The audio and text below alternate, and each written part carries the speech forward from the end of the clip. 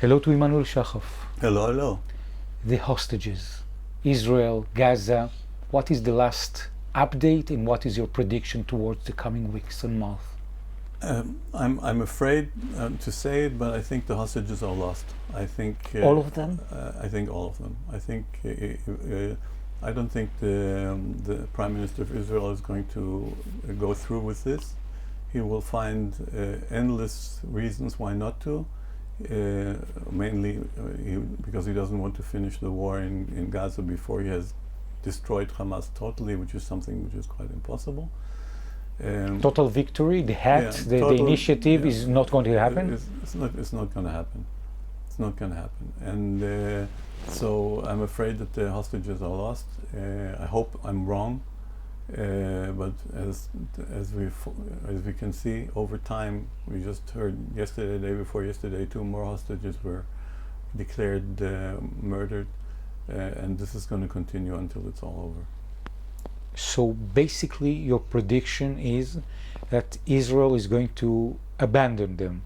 Yes. 120, they're not going to be returning. They're going to be abandoned. Yeah. This obviously is not going to be said that way. Okay, it's just going to drag out until they are in fact they're going to be abandoned. I don't see it happen any other way. And do you think that, and you are a former official in the Israeli Mossad, and you know the Israeli forces from within, and you know Israel for so many decades, and your family is here, you think that the top Israeli officials that are in the negotiation, they are going to be keeping their silence?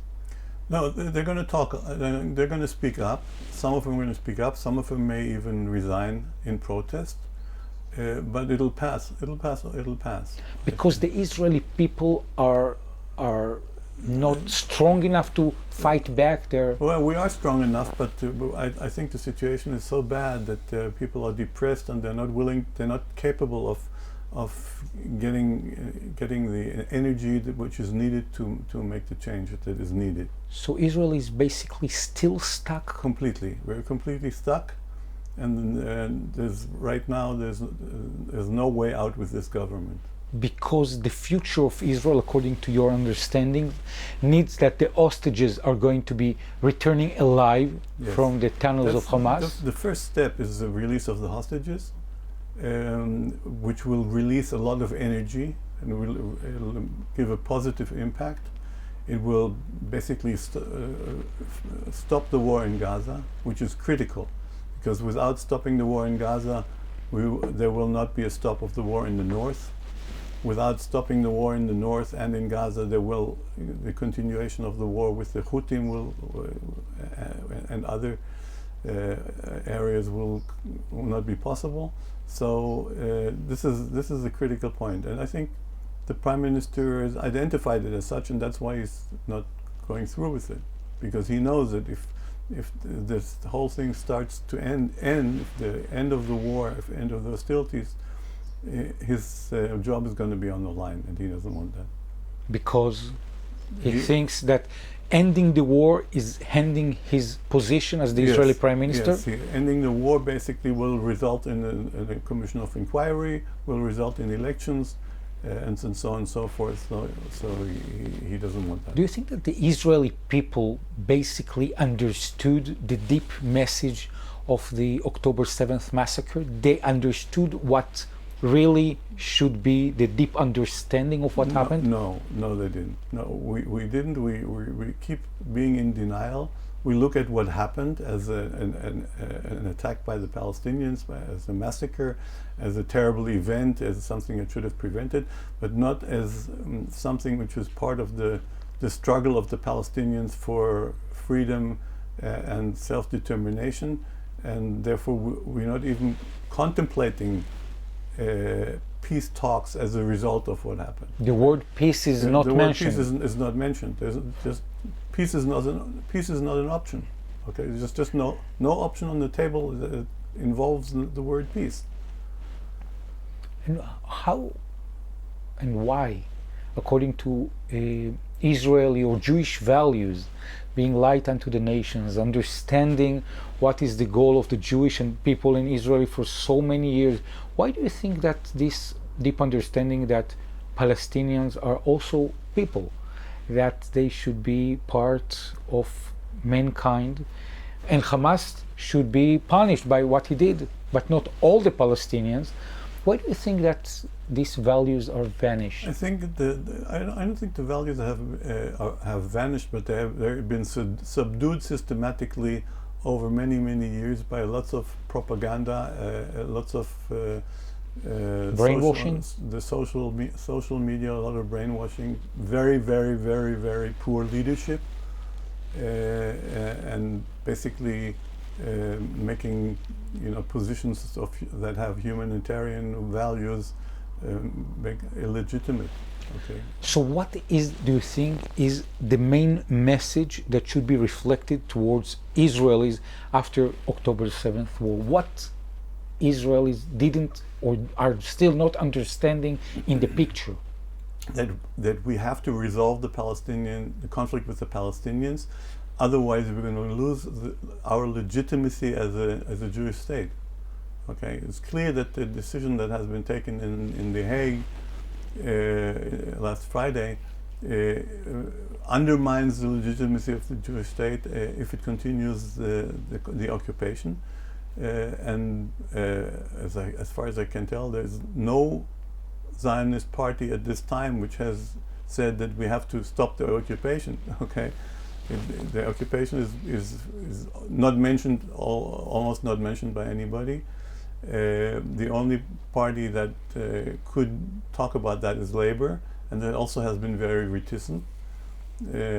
So what you're saying, that if the message, the deep one, is not understood, the massacre of October 7th might come back even worse in the future? Yeah, the violence that has happened then can happen again also in the West Bank. And well, from what I hear, the West Bank is very close to a breakout of massive violence. We're not following, but we had the Air Force attacking in Tulkarem just yesterday or today. Okay, Tulkarem is a few minutes from Ra'anana, from Kfar Saba, from Netanya. This is very close by. We're relating to this as if this is a normal situation where the Air Force attacks areas which are very close, and as if there's a huge civilian population which is under siege. Okay, and as if this can be maintained, just the thought. Talking about maintenance, the polio disease that is rising up from Gaza, and they're talking in the media and also in the IDF that they're trying to give any kind of cure to the Israeli soldiers, nothing mentioning the Palestinian. Yeah, what I find absolutely amazing, and it's again an indication of how much humanitarian values have deteriorated in the Israeli mindset, that we're talking about polio vaccinations only for the soldiers who are in Gaza and not for the civilian population. Immanuel, would you recommend to vaccinate also the Gaza Arab Palestinians? First of all, for medical reasons, this is what should be done, but also for legal reasons, it better be done, because we are the occupation power, occupying power in Gaza. If we weren't before, we're definitely now, and we are obliged by law to do that. It also makes humanitarian sense. No one is talking about these vaccinations. So far, I've heard nobody talk about it. I've heard nobody take a position, and this is mind-boggling. So the federation idea that you're leading for so many years, with books, with content, with lectures, with meetings, with top Israeli officials, do you think is still relevant as a solution right now? It's becoming more and more relevant. One state. One state. That will be the long-term solution. I'm not sure. I think I'm not sure that we can skip the two-state as an intermediate position because of many reasons. But the long-term solution will be a federation. Absolutely, I'm 100% sure. Towards the end of this interview, this meeting, you're always finding some kind of light, some kind of hope, So please share with us. The only thing positive I can see now is that our book about the federation proposal, the international version, should be the draft should be out very soon, probably by the end of the month or the first part of August, and I hope it will go into print by the end of the summer, and then people will be able to rally around it and put some pressure on the new international book written by you, Emmanuel Shachaf, and your my Palestinian partner Taysir Abu Saada, who I will meet tomorrow in the vicinity of Jericho to hear more about what's going on in the West Bank. You're worried that what is happening also in the West Bank can occur to what happened in Gaza? Yeah, absolutely, sure, absolutely. It can explode. It can explode, yeah. It can explode, and we're going to be responsible. Emmanuel Shachaf, people that want to be part of your journey, the publishing journey, they are looking for a better identity for Israel and the Palestinians, talking about peace. How can they reach you? Facebook, Emmanuel Shachaf, the Federation Movement, Identity, the Quest for Israel's Future. I'm there. Emmanuel Shachaf, thank you very much. Thank you.